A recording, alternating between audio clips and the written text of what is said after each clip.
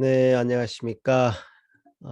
8월 1일 주일 아침이 밝았습니다.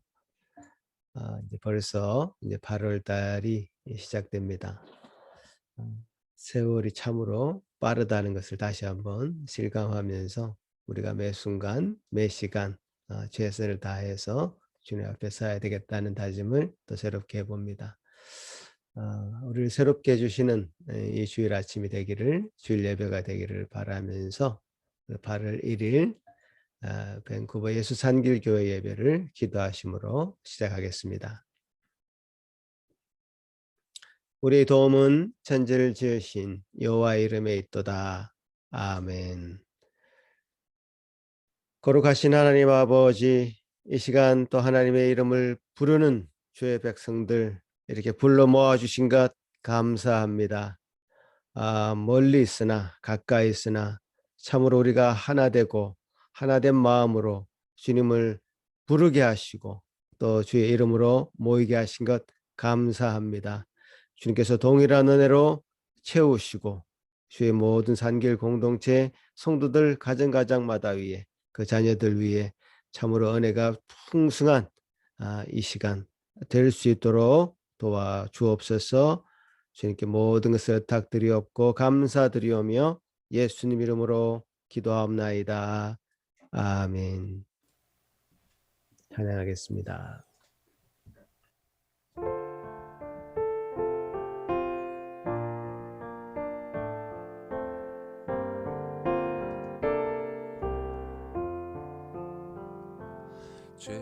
죄짐에 눌린 사람은 다 주께 나오라. 주 말씀 의지할 때에 곧 평안 얻으리. 의지하세 주 의지하세.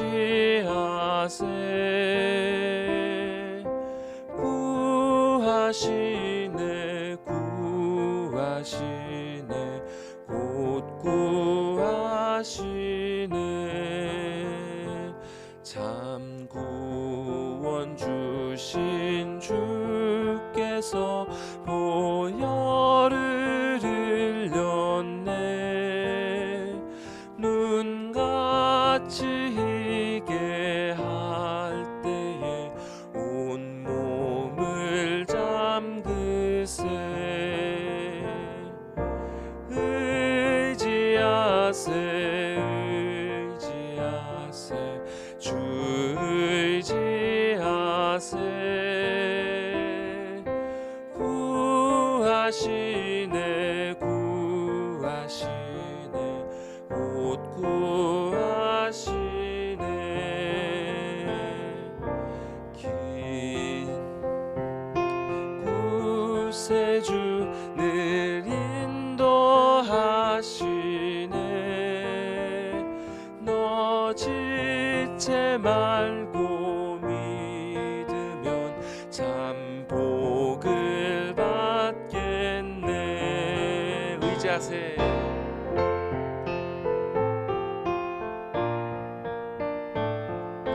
주 의지하세. 구하시네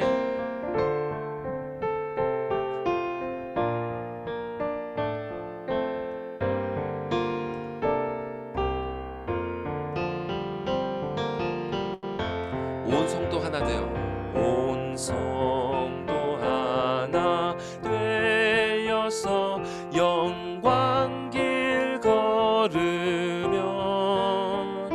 한없는 은혜 받아서 영원히 누리리.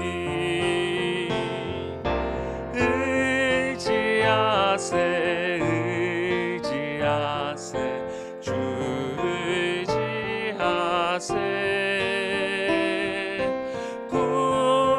구하시네 구하시네 곧 구하시네. 의지하세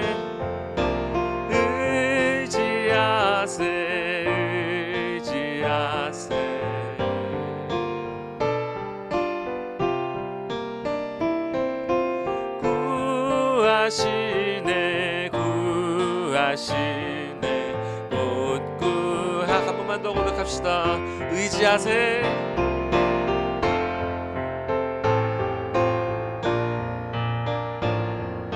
주 의지하세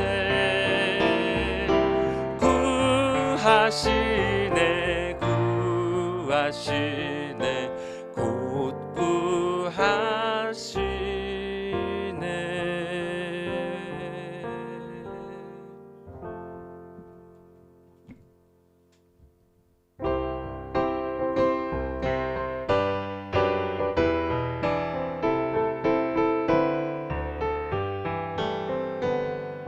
우리를 죄에서 구하시려 주 예수 십자가 지셨으니 기쁘게 부르세 할렐루야 나 구원 얻었네. 찬송하세 찬송하세 주님 나를 구하셨네. 찬송하세 찬송하세 주가 구원하셨네.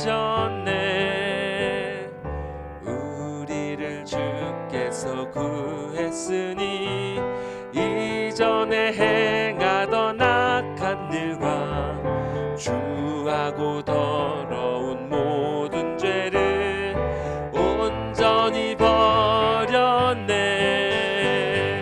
찬송하세 찬송하세 주님 나를 구하셨네.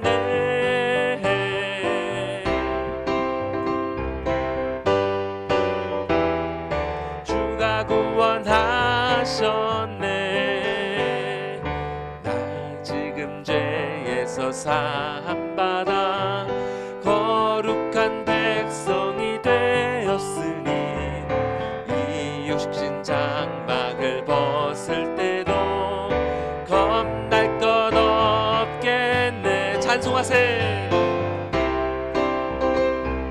찬송하세 주님 나를 구하셨네. 찬송하세 찬송하세 주가 구원하셨네. 찬송하세 찬송하세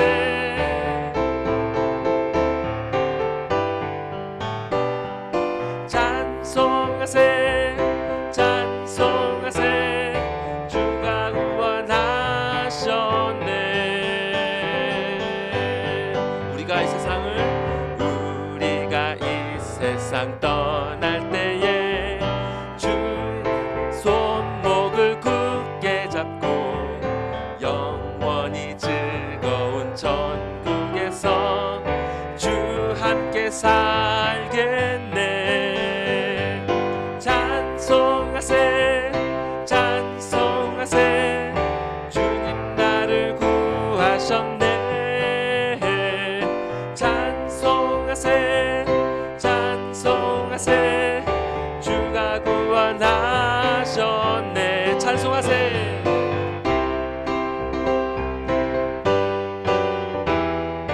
주님 나를 구하셨네.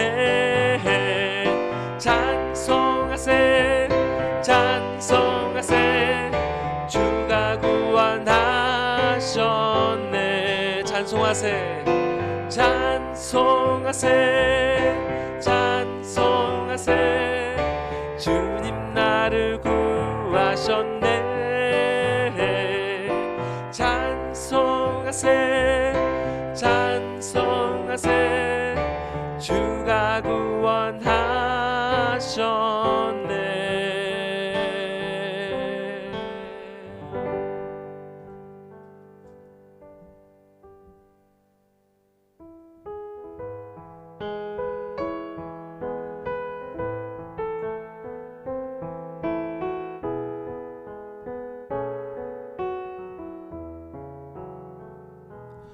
예수 나를 오라 하네. 예수 나를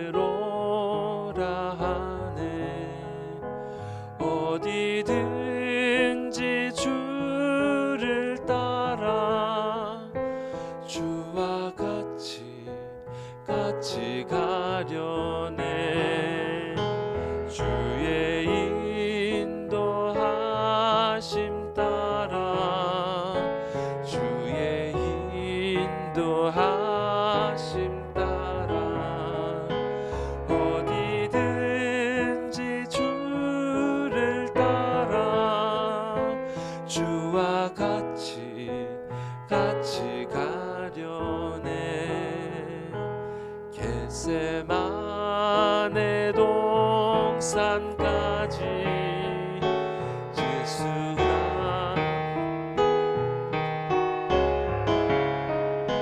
피땀 흘린 동산까지 주와 함께 가려네. 주 인도하심 따라 주의 인도하심 따라 어디든지 주를 따라 주와 같이 가려네.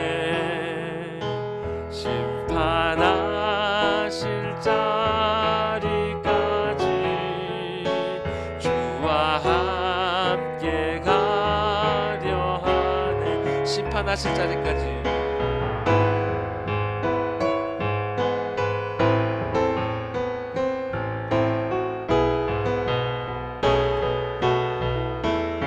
주의 인도하심 따라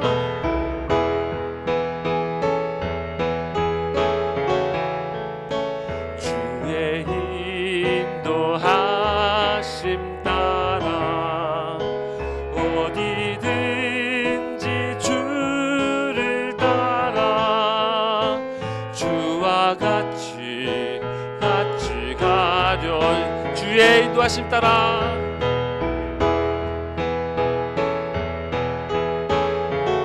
주의 인도하심 따라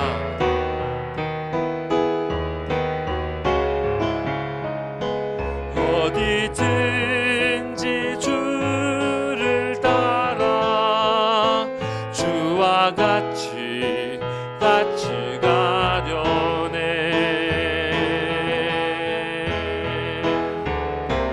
주가 크신 은혜 내려 나를 항상 돌보시고 크신 영광 보여주며 나와 함께 가시네. 주의 인도하심 따라 주의 인도하심 따라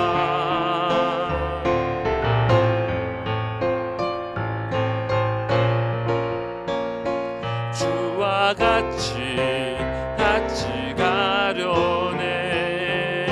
주가 크신 은혜 내려 주가 크신 은혜 내려 나를 항상 돌보시고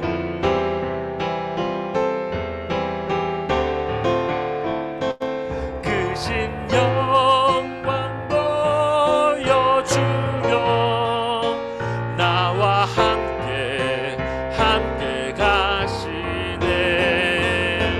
주의 인도하심 따라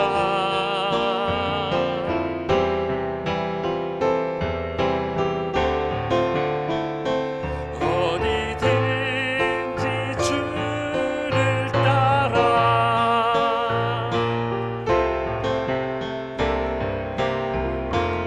주의 인도하심 따라 인도하심 따라 주의 인도하심 따라 어디든지 주를 따라 주와 같이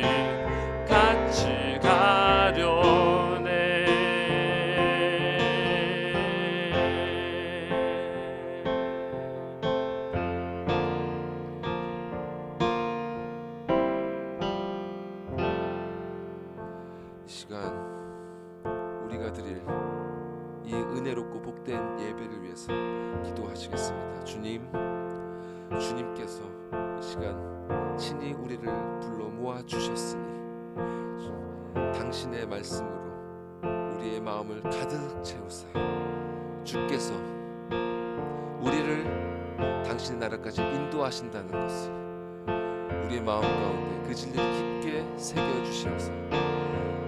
우리가 방금 찬송 드렸던 것처럼 주님의 인도하심 따라 우리가 어디든 가겠노라고 고백하는 성숙한 예수 상계교회 모든 성도들이 될 수 있도록 주님 이 예배를 통해서 그렇게 우리를 변화시켜 주시옵소서. 다 같이 기도 드리시겠습니다.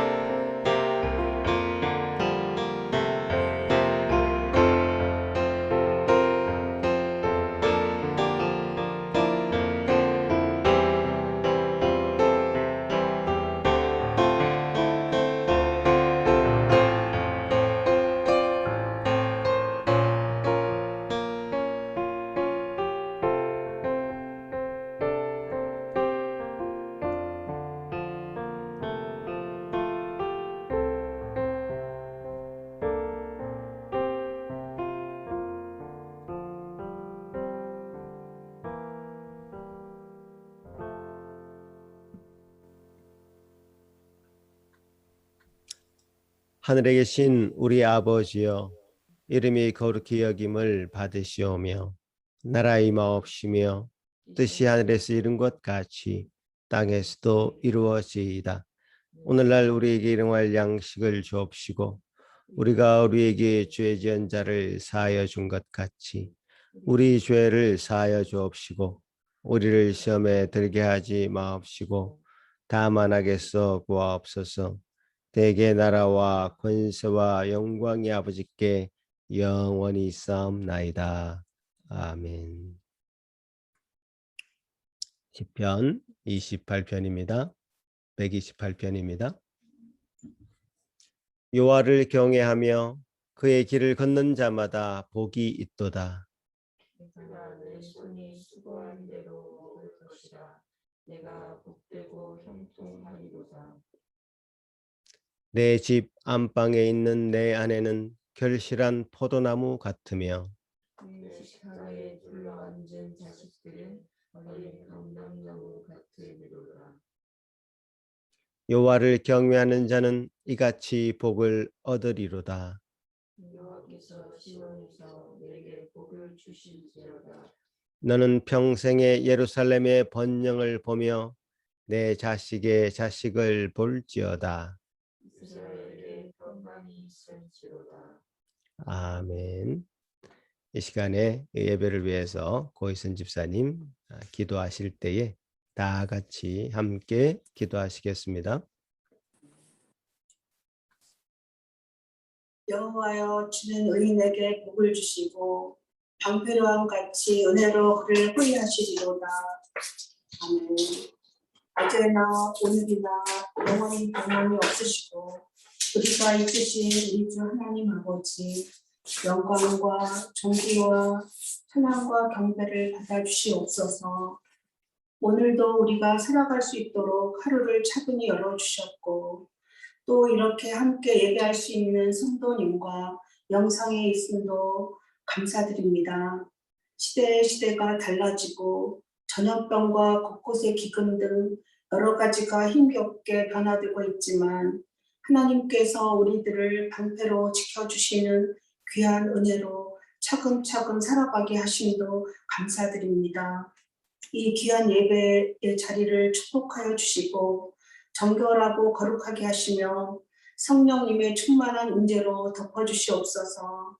길고도 긴 코로나 전염병으로 무기력해질 것만 같은 우리 성도님들에게 새 힘을 주시어 새 마음과 새 영으로 굳어져가는 마음을 살같이 부드럽게 하여 하나님의 말씀이 잘 심겨져서 그 하나님의 생명의 말씀으로 든든하게 가정을 잘 세워가는 생활하는 예배자로 튼튼하게 세워주시며 이웃을 돌아보는 긍휼함도 우리들에게 주시옵소서.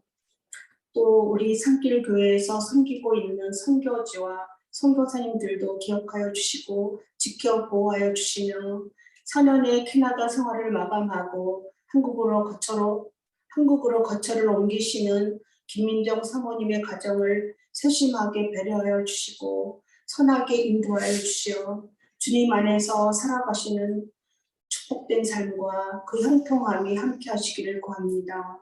사랑이 많으신 하나님 아버지, 또한 오늘 말씀을 전하시는 귀한 문 목사님과 김영희 사모님의 건강을 지켜주시고 축복하여 주시며 성령 충만한 인재가 있게 하여 주시옵소서. 또한 우리들의 귀도 열어주시고 그 전하시는 진리의 말씀으로 우리들의 매일매일의 삶이 새날이 되어 힘차게 살아가는 우리들로 인하여 하나님께서 기뻐하게 하여 주시옵소서. 감사합니다, 주님. 사랑합니다, 주님. 주님이 계시기에 우리는 이제 살 것 같습니다. 주님이 계시기에 우리는 주님 안에서 멋지게 살아볼 것입니다. 라고 다짐하며 힘차게 살아가는 우리 성도님들로 세상이 밝아지고 아름답게 하여 주시옵소서. 하나님께서 이 예배를 끝까지 지켜주시고 하나님의 뜻이 우리들의 자신과 가정과 교회와 나라에 임하시기를 간절히 바라며 귀하신 예수님의 이름으로 기도하옵나이다. 아멘.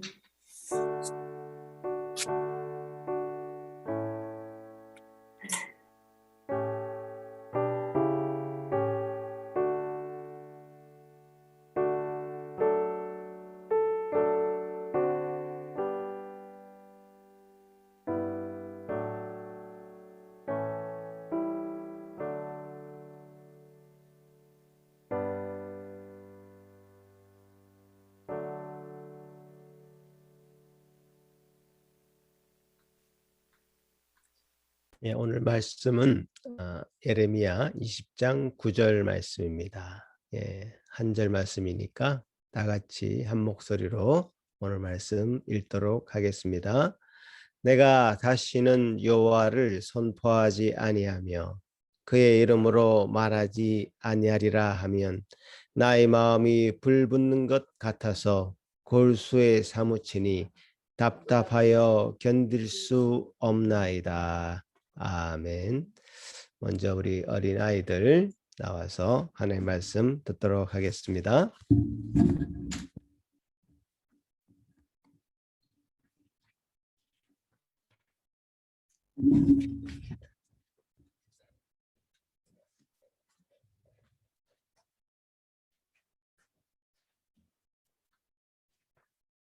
자, 우리 어린이 여러분, 한 주간도 건강하게 하나님께서 지켜주셔서 감사드립니다. 또 오늘 말씀을 통해서 또 우리 어린이들에게도 꼭 필요한 주의 말씀이 임하기를 함께 기도하겠습니다. 자, 우리 지난주에 우리 그림을 보면서 또 지난주에는 하나님께서 무엇을 말씀하셨나 다시 생각하면 좋겠습니다.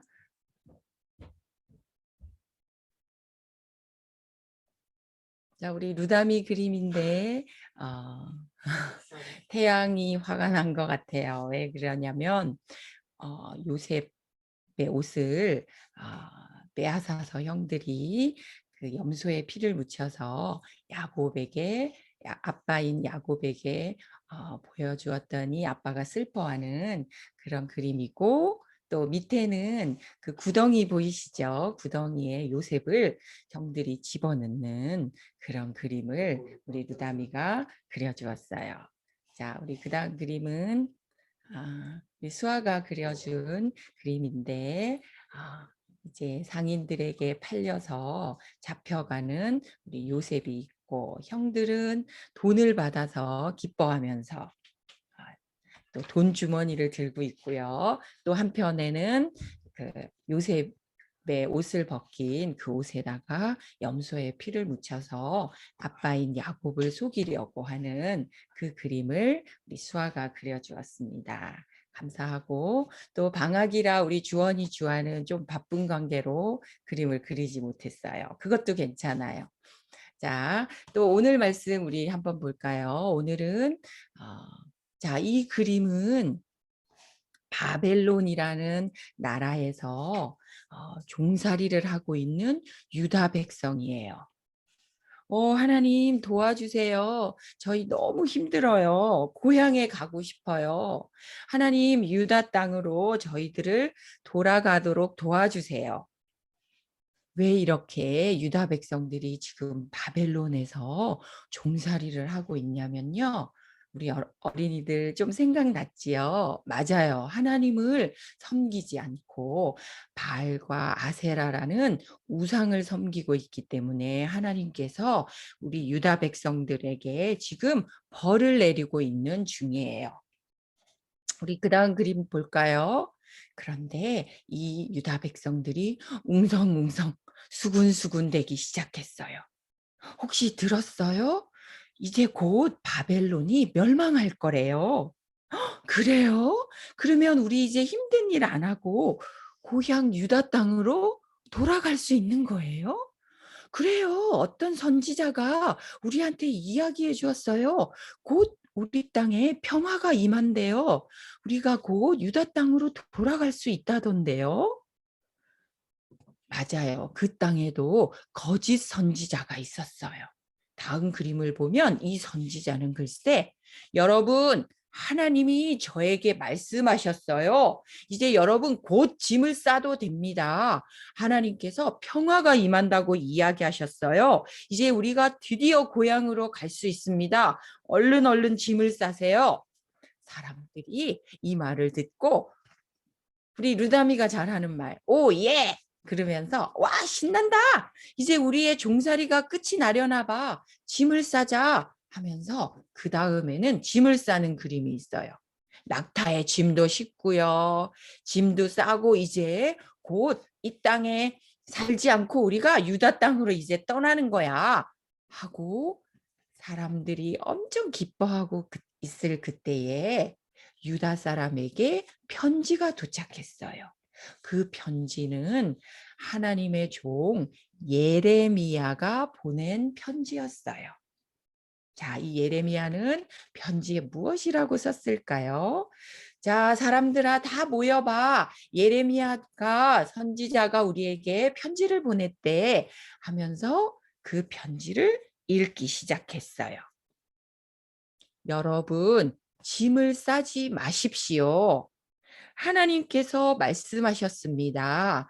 70년을 더 우리가 종살이를 해야 그때 고향 땅 유다로 돌아간다고 말씀하셨습니다. 70년 동안 우리는 이 포로 생활을 더 해야만 합니다. 그런데 우리가 꼭 기억할 것은 70년 종살이가 끝나면 하나님께서 반드시 저희들을 고향 땅 유다 땅으로 보내실 것입니다. 그때까지는 우리가 잘못한 우상을 섬긴 그 죄를 충분히 하나님께 회개해야 합니다. 지금은 우리가 계속 종살이를 해야 합니다라고 편지에 쓰여 있었어요. 여러분 생각해 보세요. 유다 사람들은 정말 화가 났을 거예요. 뭐야? 저 선지자는 우리에게 곧 돌아갈 것이라고 말하고 이 예레미야 선지자는 70년 동안이나 더 종살이를 하게 된다고? 아니, 하나님이 우리에게 어떻게 그러실 수가 있지? 자, 여러분, 누가 정말 선지자일까요? 사람들에게 달콤한 말로 위로했던 그 거짓 선지자는요, 아마 하나님 앞에 큰 벌을 받을 거예요. 왜냐하면 사람들은 평화가 좋다, 이제 종살이가 끝났다, 그런 말을 무척 듣고 싶어 했겠지만 하나님께서는 죄를 짓고도 대충 하나님 앞에서 살아가고 죄가 죄인 줄도 모르고 살아가는 사람들에게 하나님은 그래 괜찮아 라고 말씀하시는 그런 분이 아니에요. 너희들은 충분히 너희들의 죄를 회개해야 한다. 그러나 꼭 기억할 것은 하나님이 약속한 때가 되면 유다 땅으로 너희들을 인도할 거야. 내가 너희들의 계획과 미래를 가지고 있다.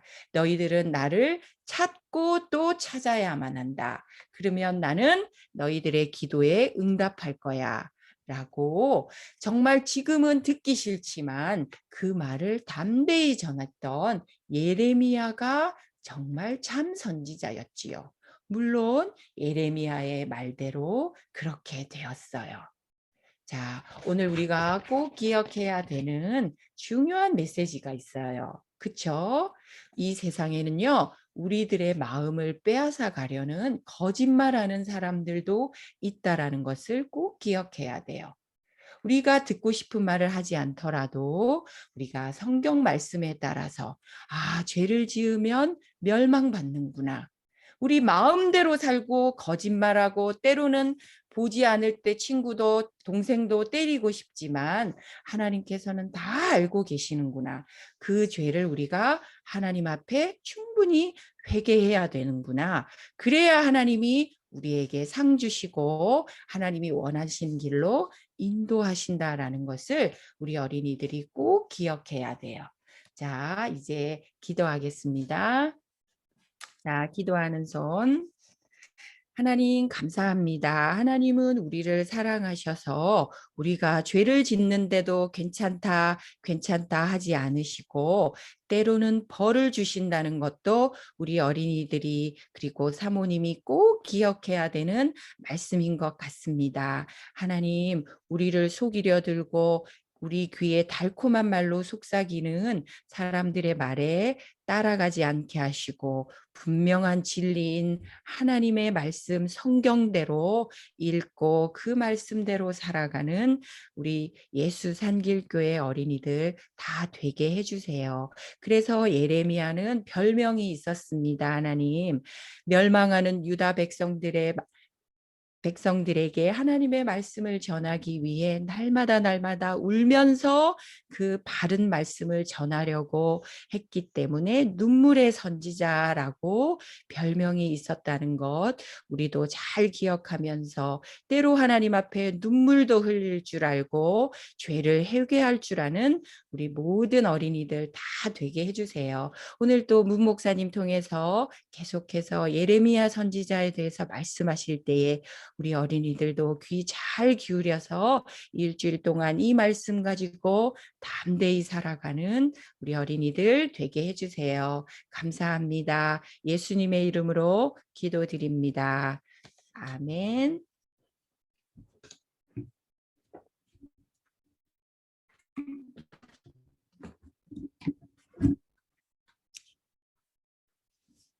예, 이제 문 목사님 나오셔서 복음이 내 삶을 결정하게 하라라는 제목으로 말씀 전해 주시겠습니다.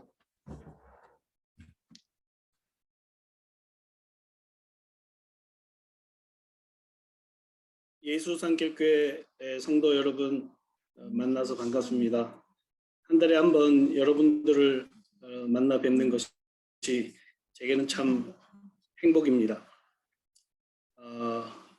오늘 설교는 원포인트 설교입니다. 오늘 예레미야 20장 9절 본문의 말씀을 읽을 때마다 저는 참 이 예레미야의 고백이 참 독특하고 또 굉장히 좀 인상적이다라는 생각을 할 때가 많았습니다. 나의 마음이 불붙는 것 같아서 골수에 사무치니 답답하여 견딜 수가 없나이다. 도대체 이 말에 담고 있는 그 의미는 무엇일까요? 저는 오늘 여러분들과 함께 이 한 가지 포인트에 같이 집중해 볼까 합니다. 좋아서 견딜 수 없다는 건가요? 아니면 괴로워서 견딜 수 없다는 건가요? 20장 전체를 읽어보시면 1장부터 20장까지 다 읽어봐도 좋고요. 아니 위로 몇 절만 올라가 읽어보시면 그 상황이나 또 문맥적 대충 분위기를 알 수 있습니다. 좋아 보이기는커녕 간단히 얘기해서 괴로워 죽을 것 같다, 미치겠다라는 말로 보여집니다.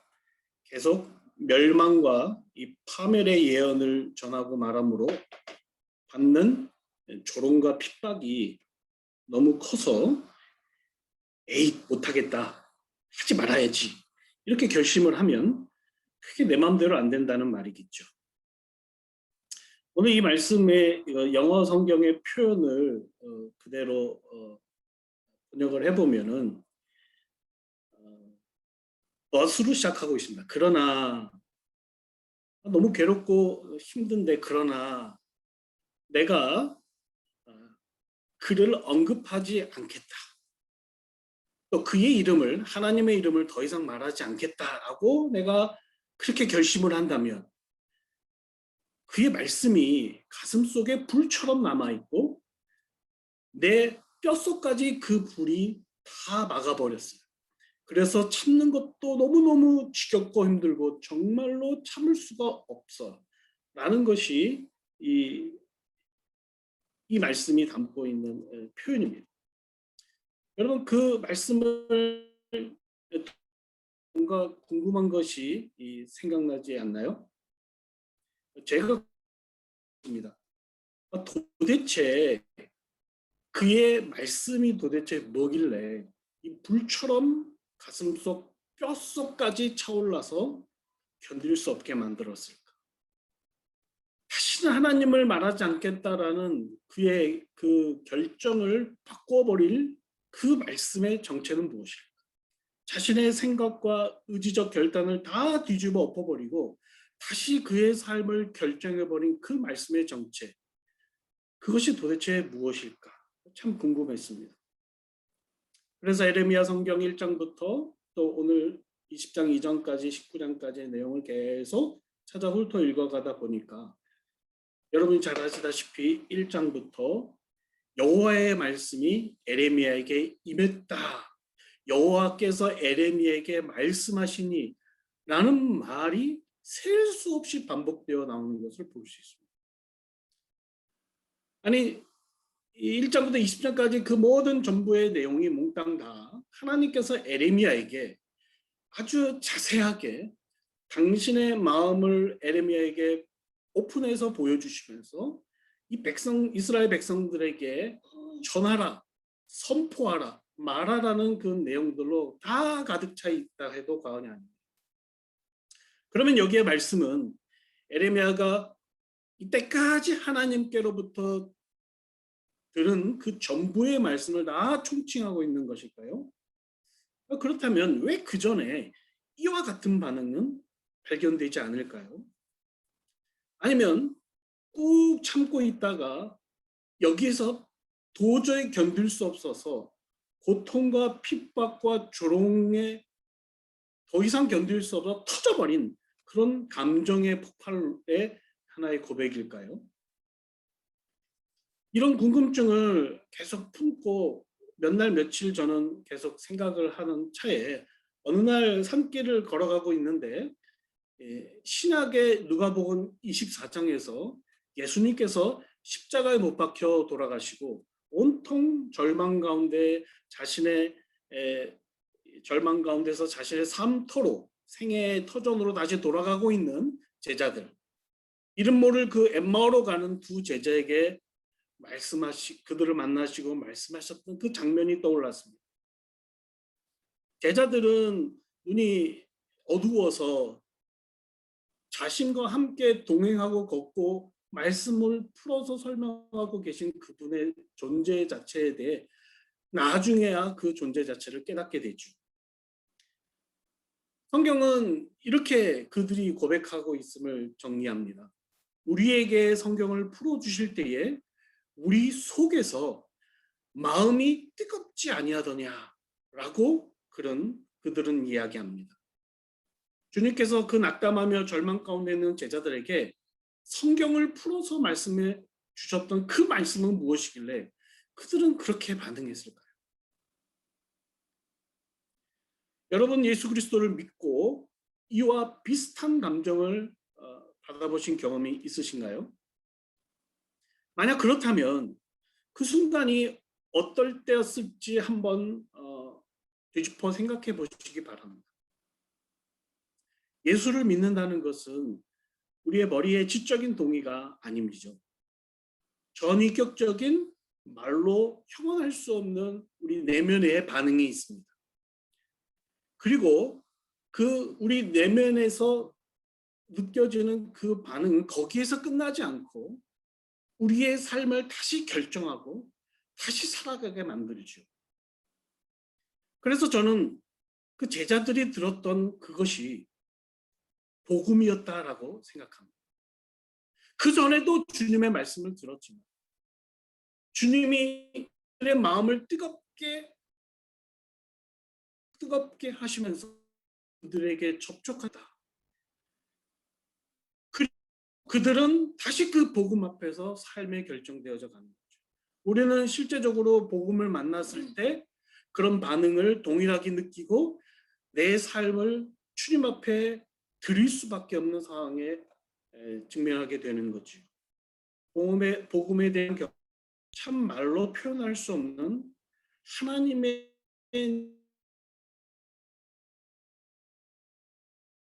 되는 것이기 때문에 그렇다 생각합니다. 오늘 말씀에서 느꼈던 그 말씀이 불처럼 뜨겁게 가슴 속에 뼛속까지 차오르고 있는 것을 느꼈다는 것은 저는 이 같은 맥락에서 이것이 있었습니다.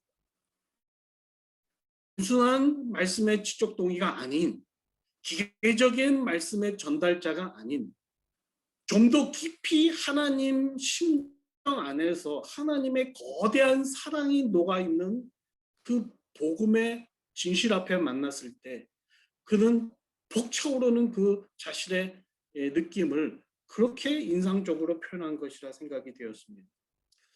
그럼 한번 여러분 같이 자세히 읽어보면서 이 에레미야의 마음을 좀 더 깊게 들어가 보면서 말씀 배후에 살아 역사하시는 하나님의 마음을 좀 본다면 우리가 이것을 좀 더 쉽게 또 깊게 이해할 수 있지 않을까 생각합니다.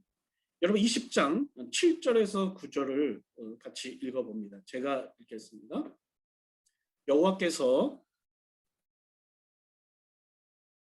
나를 권유하심으로 내가 그 권유를 받았사오며 주께서 나보다 이기셨으며 내가 조롱거리가 되니 사람마다 종일토록 나를 조롱하나이다. 8절이요. 망을 선포함으로 여호와의 말씀으로 말미암아 내가 종일토록 치욕과 모욕거리가 됨이니이다. 그러나 9절 이는 여호와를 선포하지 아니하며 그의 이름을 말하지 않으면 골수의 사모친이 답답하여 견딜 수 없나이다. 하나님께서 나를 선지자로 세웠으면 물론 백성들의 죄를 지적해야 되고 그들을 회개케 하며 경고해야 되는 일이 있지만 그렇게 해서 그들을 돌이키고 나를 그래서 세운 줄 알고 있는데 하나님은 이 백성을 회복시킬 마음이 없고 그 마음이 작정하신 그 벌을 그대로 내리기를 고집하고 있다는 사실을 에레미야가 느끼고 있는 것이죠. 얼마나 그가 고통스러웠냐면 20장 14절에서 18절의 내용도 볼까요? 그의 고통스러움이 이렇게 호소되어 있습니다.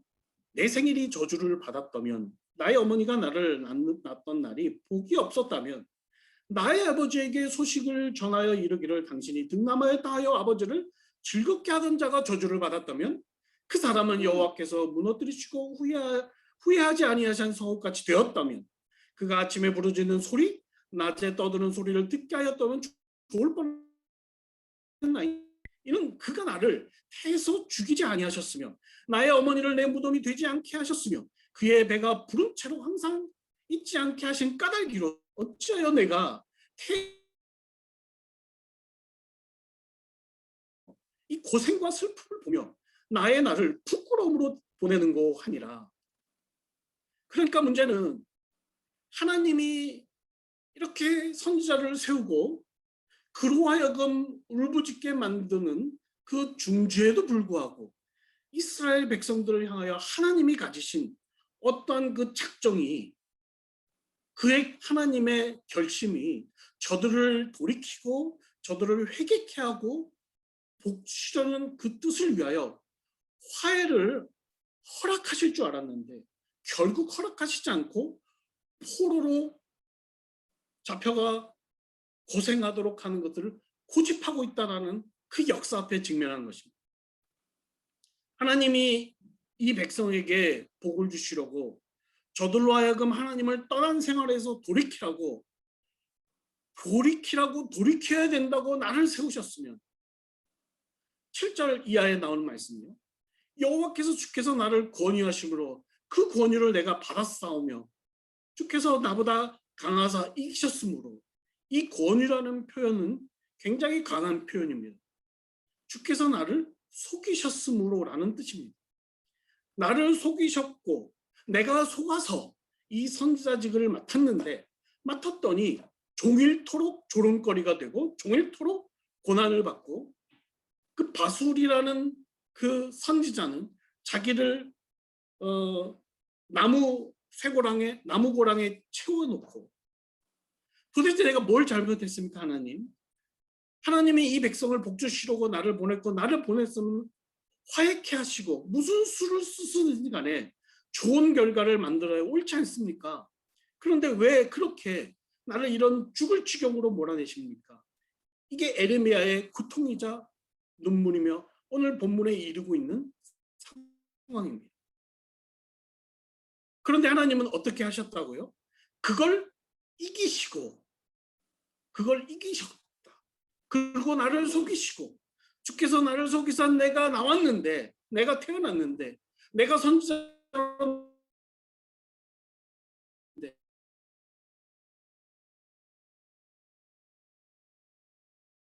나왔냐 하면, 주께서 법이 없어 내가 어머니가 죽었더라면, 나를 낳지 못하고 죽었더라면, 그렇게 그의 고통을 호소하면서 안타까움을 말하고 있는 것이죠. 하나님의 뜻은 궁극적으로 복이요, 궁극적으로 은혜요, 궁극적으로 승리일 텐데 왜 이런 길을, 바벨론 포로라는 것을 에레미야의 그 뚫고 그를 또 어떤 반응에도 듣지 못한 채 아버지는 이 무서운 역사를 펼쳐가고 계신다는 것에 대한 질문을 던지고 있는 것이죠. 그 아버지 하나님의 마음은 어떤 마음이시길래 그렇게 역사를 이렇게 몰고 갈고 계시냐는 것이죠. 역사는 역사 속에서 해석되어야 되고 이해되어야 된다는 말이 있죠. 에레미야가 선지자직을 받았을 때 요시야 때의 역사를 생각해 보면, 요시야는 신앙의 개혁을 이룬 왕이었습니다.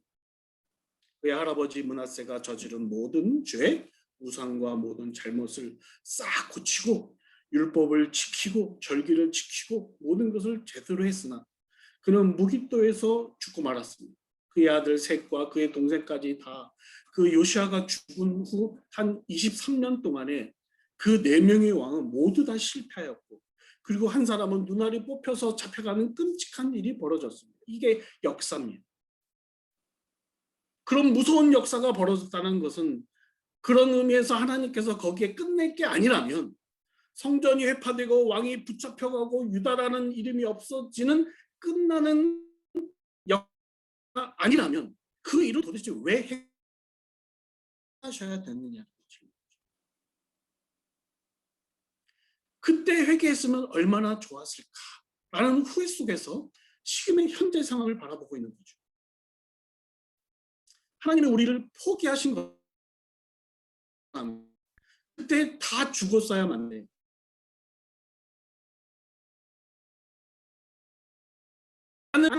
우리의 죄악을 외면하여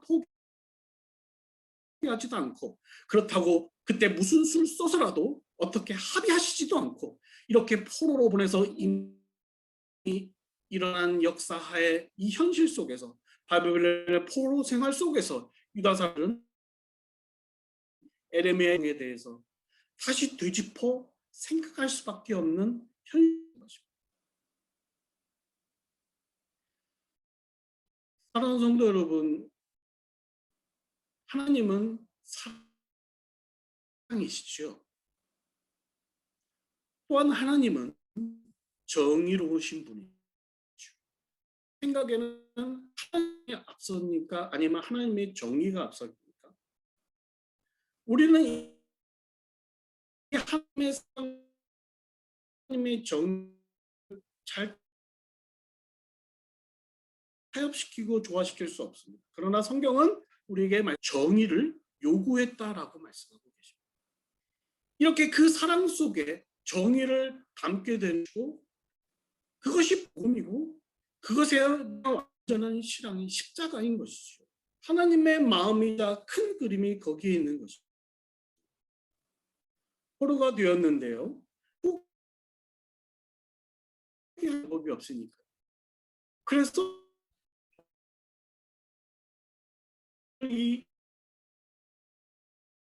일어났고 끝나버렸고 멸망해버렸고 다시 돌이킬 수 있는 방법이 없으니까. 그들은 계속 이렇게 진행하게 되는 거죠. 일어나면 안 되는 일이 일어나 버린 것이고 안 일어났으면 좋았을 그 역사가 우리의 삶의 현장이고 우리의 세상이고 우리의 현실 속에 드러나고 있는 것이죠. 그것이 역사의 무서움입니다. 우리의 이해와 우리의 상상과 우리의 소원, 또 상상할 수 없는 이런 것들은 우리 역사 속에서 발생해져 버린 것입니다. 사랑하는 성도 여러분, 우리 어떻게 해야 됩니까? 이스라엘 백성들은 어떻게 해야 됩니까?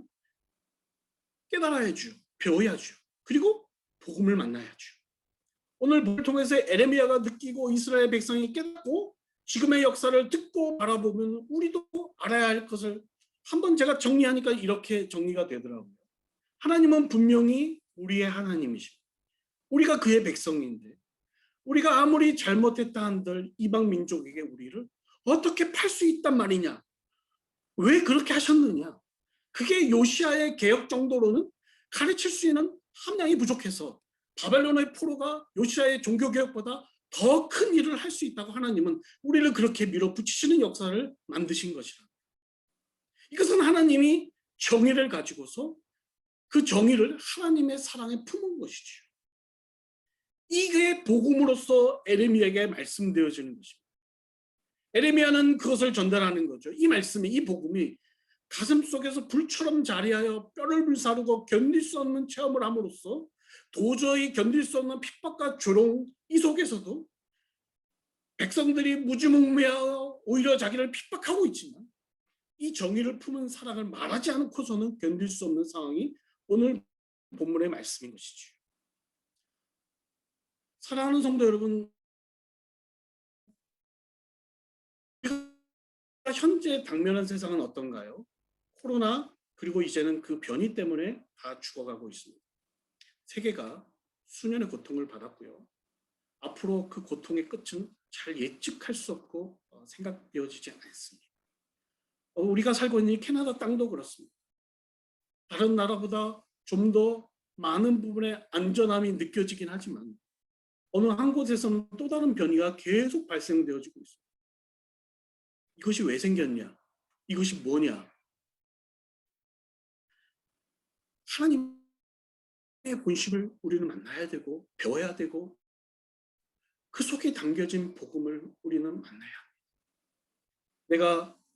우리가 여기서 복음을 만나 주께로 삶을 고치고 복음이 내 삶을 결정하도록 하지 못한다면 이 코로나의 변이보다 더 큰 함량이 되는 것으로 하나님은 우리를 흔들어 알고건 알곱답게 쭉 정해는 날아가게 하실 그런 역사를 또 만드시고 또 배우게 하시고 또 깨닫게 하시고 여전히 포기하지 않고 우리를 그렇게 몰고 가실 하나님이심을 압니다. 전 톰 나이트라는 분을 참 좋아하는데요. 그분이 최근에 쓴 책 팬데믹과 하나님이라는 책에서 제일 먼저 이렇게 시작하고 있는 것을 인상 깊게 보았습니다. 이걸로 세상 사람들을 겁주지 마라. 예수 믿는 사람들에게 겁박하려고 하지 마라. 이게 도대체 뭔지는 우리는 모른다. 하나님의 일하심은 미리 알 수 있는 게 한 가지도 없다. 그러나 하나님은 창조주시다. 그의 아들을 우리에게 주신 분이시다. 겁내지 마라. 그러나 슬퍼해라. 고민해라. 힘들어해라. 그러나 겁먹을 필요는 전혀 없다. 예수 믿는 우리는 복음을 가진 우리의 역사에서 배우고 현실 앞에서 두려워하지 않는다.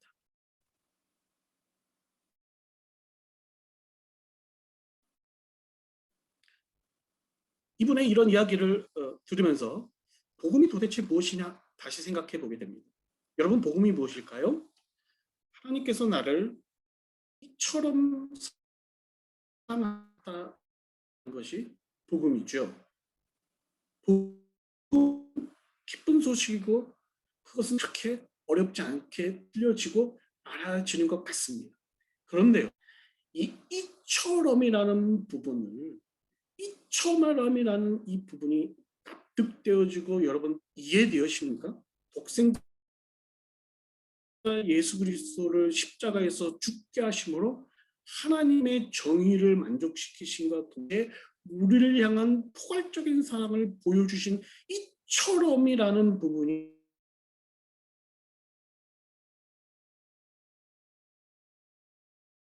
저는요, 제가 머리가 아닌 가슴 위에 이 말씀에 이처럼이 차오르게 해주세요라는 기도가 담았었습니다. 복음이란 겁나게 우리를 사랑하시는 자기 백성을 살리기 위해서 당신 자신이 죽는 것보다 더 큰 고통의 대가, 곧 독생자의 십자가의 형벌을 치르셨다라는 사실이 복음이죠. 사랑하는 성도 여러분, 오늘 말씀 앞에서 이 복음이 내 가슴 안에 불처럼 타올라서 나를 지배하고 내 삶의 디테일한 순간순간들을 결정하고 있나요? 에레미야에게 복음은 무엇이었을까요? 에레미야의 멸망과 파멸의 선포는 하나님께서 이스라엘의 자기 백성들을 엄청 사랑하시기에 포로기로 내몰 수밖에 없었고, 파멸과 멸망과 그 파괴됨을 통해서, 즉 그때 당신이 죽는 것보다 더 큰 고통을 감내하고서라도 내 백성을 회개케 하고 돌아오게 하시겠다라는 그 말씀 그 자체가 복음인 것이지요. 그 안에는 죄를 심판하고 그 죄에서 돌이켜야 되는 정의와 그 속 안에는 하나님의 넓으신 사랑이 포함되어져 있는 거죠. 신약에서 이것이 십자가라는 한 단어로 성취되어져 가고 있습니다. 이것이 예언되어지고 성취되어지는 역사로 드러나는 것이 우리의 삶의 현장이었고, 오늘 우리가 사는 우리의 삶도 그 십자가가 바로 정의를 품은 그 사랑의 결과가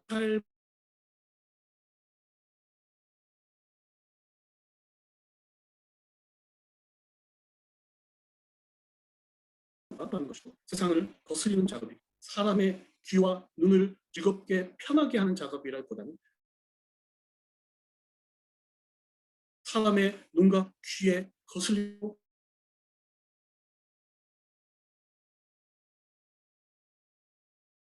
서 성경 그래서 이 길이 주님이 가신 그 길이 좁은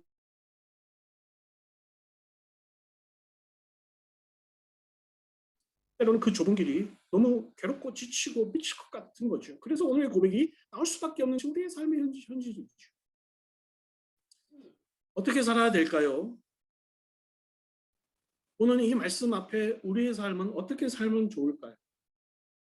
하나님 앞에 하나님 저 어떻게 살면 좋을까요? 라는 질문을 던지면서 제가 종종 기도하고 또 사용하는 이 잠언의 말씀이 떠올랐습니다. 여러분도 잘 아시는 말씀이죠. 사람이 자기의 길을 계획할지라도 그 걸음은 여호와께서 인도하신다. 여러분 이 말씀을 어떻게 사용하고 계십니까? 이 말씀은 우리가 마음대로 우리의 인생을 결정해도 어쨌든 하나님께서 인도하신다는 말씀인가요? 그러니 우리가 원하는 대로 무엇이든지 하라는 말씀인가요? 아니면 우리의 계획과는 아무 상관없이 하나님께서는 당신께서 하고 싶은 대로 우리를 이끌어 가버리시겠다는 그런 말씀인가요? 아니죠. 저는 이 말씀을 이렇게 이해합니다. 하나님께서는 우리가 하나님의 영광을 위해서 인생을 계획하고 플랜하기를 원하실 뿐만 아니라 우리가 그런 플랜을 세우고 실행해가는 그 과정, 그 진행에 모두 함께 하실 뿐만 아니라 또 그 과정에 간섭하시고 당신의 뜻을 보여주시고 당신의 뜻대로 이끌어 갈 것이라는 것이죠. 우리에게 남은 건 무엇일까요? 그러면 하나님께서 우리의 그 인생의 수많은 계획과 결정들 속에서 우리에게 기대하고 계시는 것은 무엇일까요? 먼저 복음을 만나는 거죠. 우리의 현실의 역사적 상황 속에서요. 그리고 복음을 마음에 담는 것이죠. 그리고 그 복음이 결정하는 대로 삶을 살아가는 것입니다. 그리스도의 삶이지요.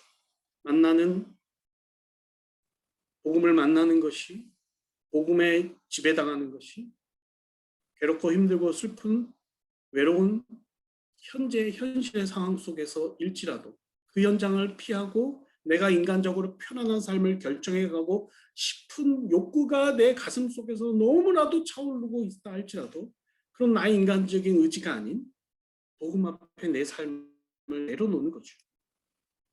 내 의지와 결단을 뭔가 해보려고 해도 실패해본 경험이 있으신가요? 저는 돌아보니까 그런 경험이 없는 줄 알았는데 참 많았던 것 같아요. 그런데 괜찮았던 것 같아요. 왜냐하면 다시 복음 앞에서 내 삶을 그 실패를 통해서 내려놓은 기회, 아니면 여러분 반대로 내 의지와 뭔가 성공을 거둬보신 경험이 있으신가요?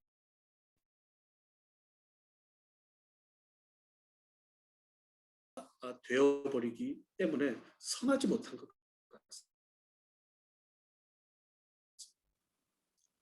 여러분은 아시겠지만 저는 한국에서 하나님께서 어린 나이에 힘든 한 교회를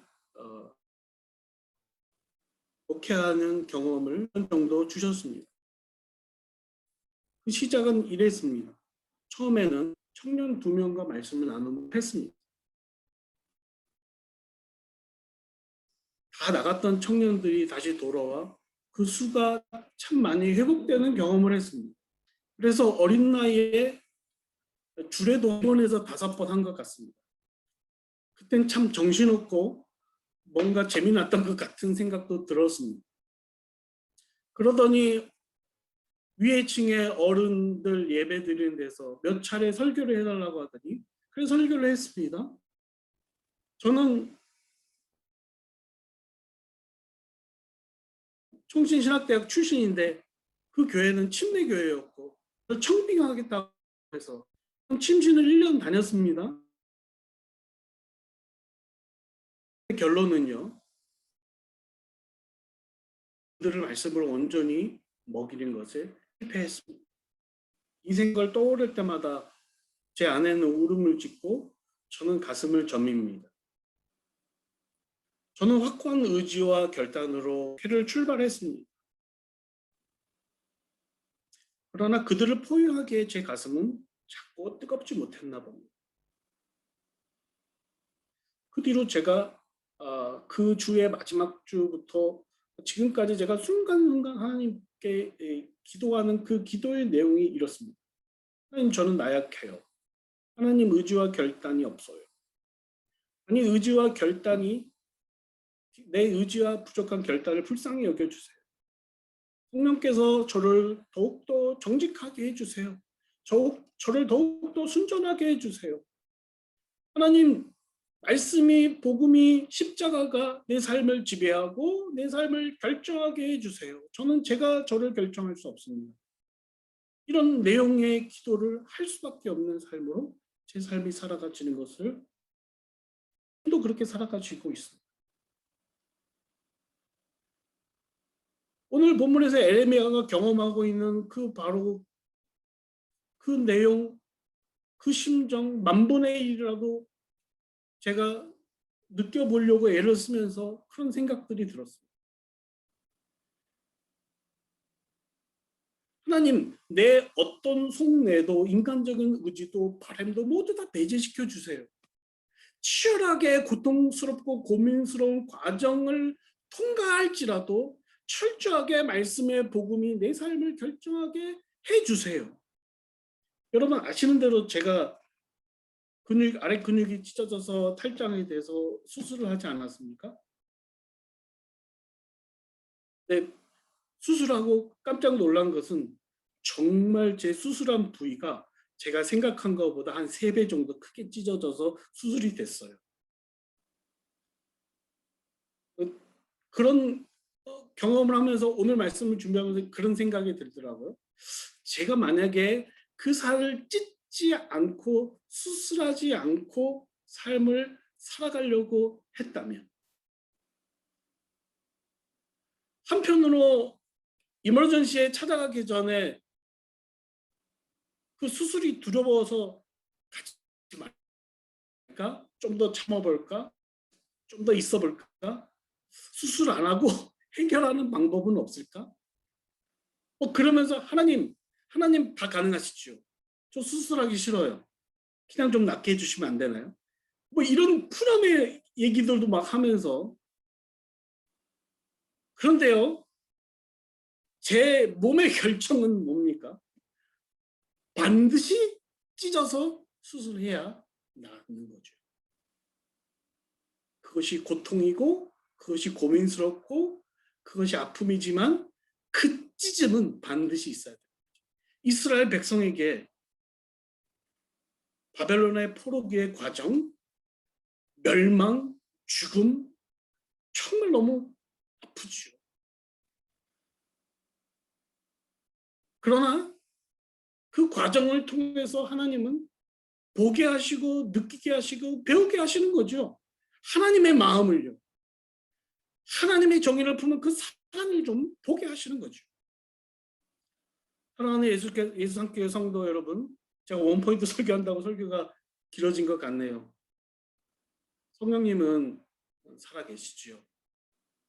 엠마오로 가는 2 제자를 만나셨던 그 성령님께서 그들의 마음을 풀어서 예수님을 통하여 말씀을 깨닫게 하시는 그런 순간, 오늘 에레미야가 오늘 이 고백을 하는 순간, 우리의 삶의 현장에서도 그 순간의 현장이 경험되어지길 간절히 바랍니다. 복음이 내 전 인격을 지배하여서 견딜 수 없는 이 상황과 환경을 뛰어넘어 내 삶의 순간순간을 결정하게 하는 체험이 저와 여러분 속에서 있기를 간절히 소원합니다.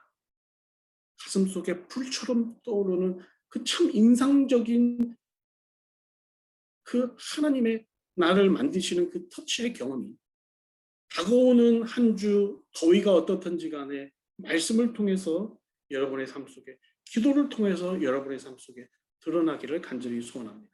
기도하시겠습니다.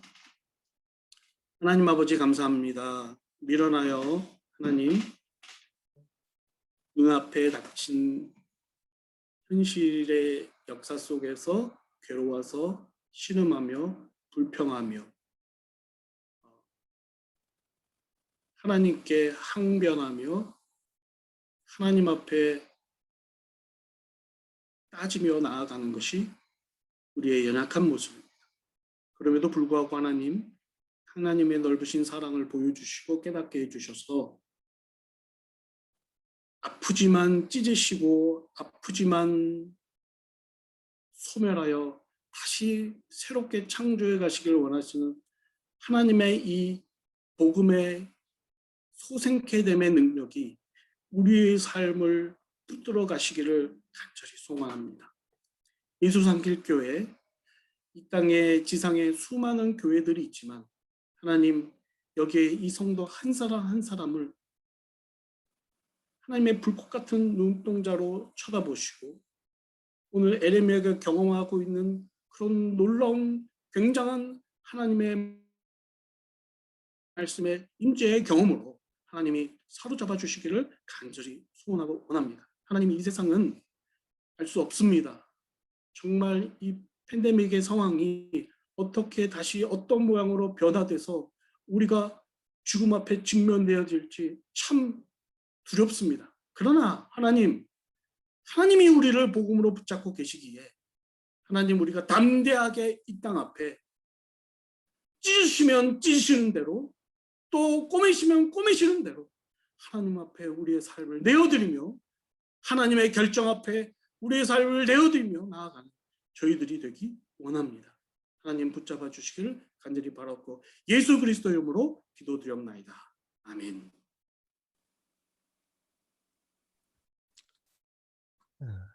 사도신경으로 우리의 신앙을 고백하겠습니다. 전능하사 천지를 만드신 하나님 아버지를 내가 믿사오며 그 외아들 우리 주 예수 그리스도를 믿사오니 이는 성령으로 잉태하사 동정녀 마리아에게 나시고 본디오 빌라도에게 고난을 받으사 십자가에 못 박혀 죽으시고 장사한 지 사흘 만에 죽은 자 가운데서 다시 살아나시며 하늘에 오르사 전능하신 하나님 우편에 앉아 계시다가 저리로서 산자와 죽은 자를 심판하러 오시리라. 성령을 믿사오며 거룩한 공예와 성도가 서로 교통하는 것과 죄를 사하여 주시는 것과 몸이 다시 사는 것과 영원히 사는 것을 믿사옵나이다. 아멘. 찬양 드리겠습니다.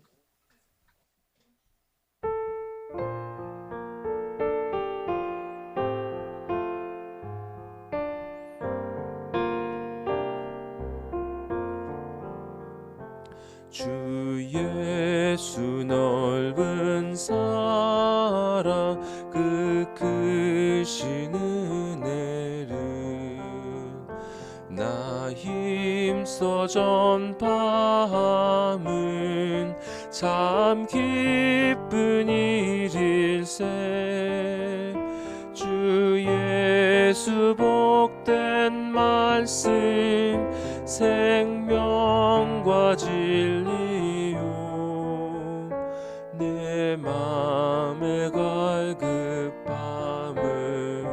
다 채워주시네. 예부터 전한 말씀 주 예수 크신 사랑 나 항상 전파하기 참 기뻐하도다. 이 말씀 전할 때에 내 마음이 기쁘고 그 말씀 전할수록 새 기쁨 넘치네. 구원의 복된 말씀 못 들은 사람이 세상의 많음으로 힘써서 전하세. 예부터 전한 말씀 주 예수 크신 사랑 나 항상 전파하기 참 기뻐하도다. 이 말씀 들은 사람 또 듣기 원하고 목말라 사모하니 그 말씀 진리라. 그 나라 영광 중에 나 부를 새 노래 예쁘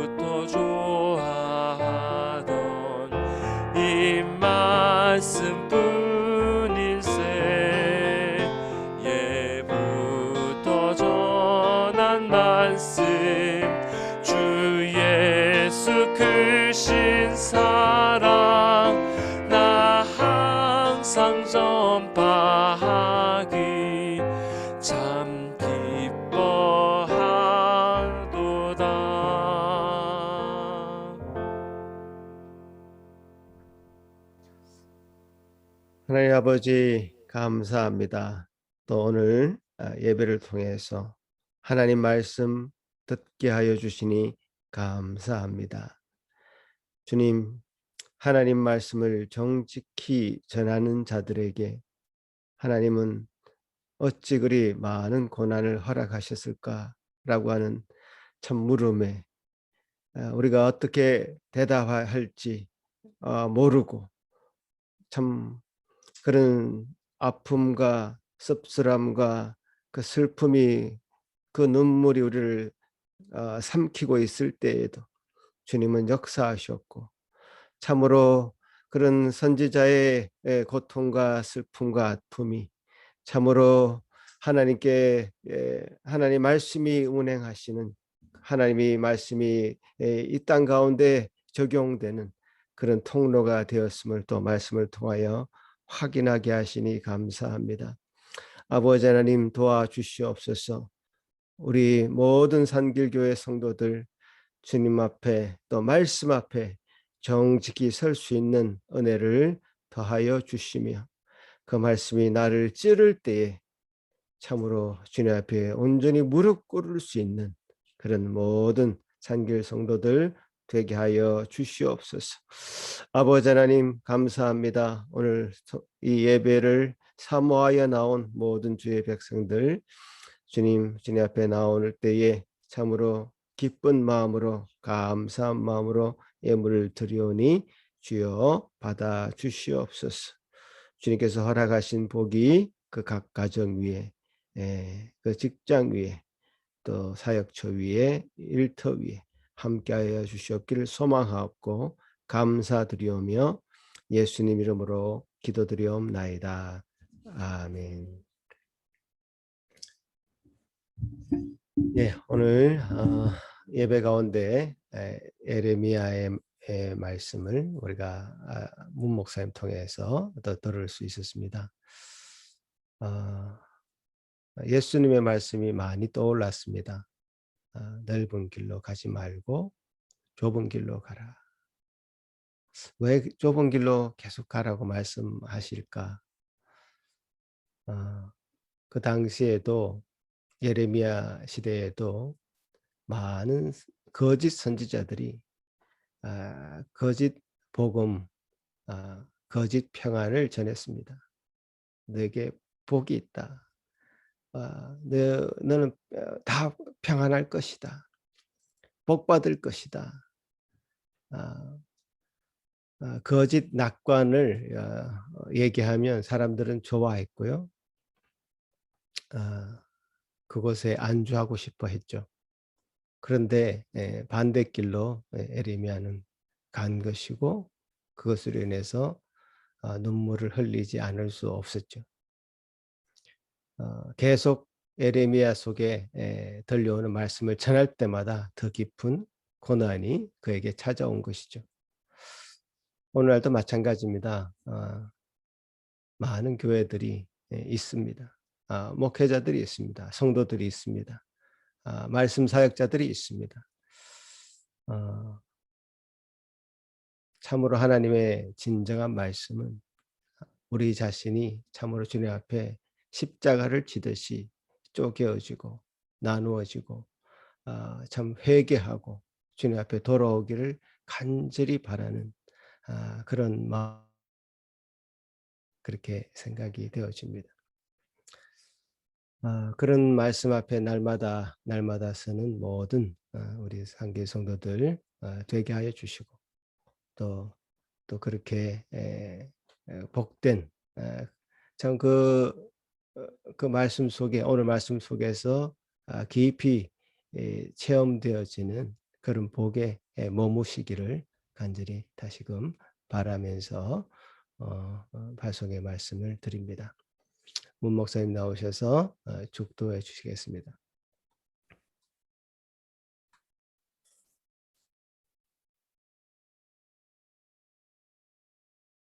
지금은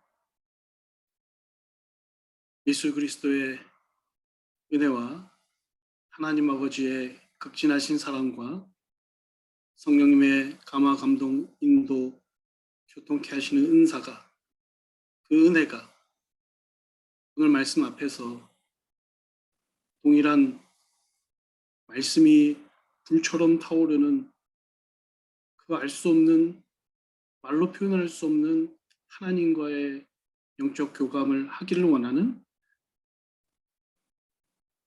우리 성도 머리 위에, 가정 위에 또 하는 일들의 순간순간 속에 이 시대가 어떻게 달라지더라도 주의 복음만 있으면, 그 복음이 우리의 삶을 결정하면 우리는 안전합니다라는 하나님의 응답만이, 하나님의 음성만이 참인 줄 알고 살아가길 바라는 이 사랑하는 성도 머리 위에 지금부터 영원토록 함께 하시기를 주의 이름으로 축원하나이다. 아멘.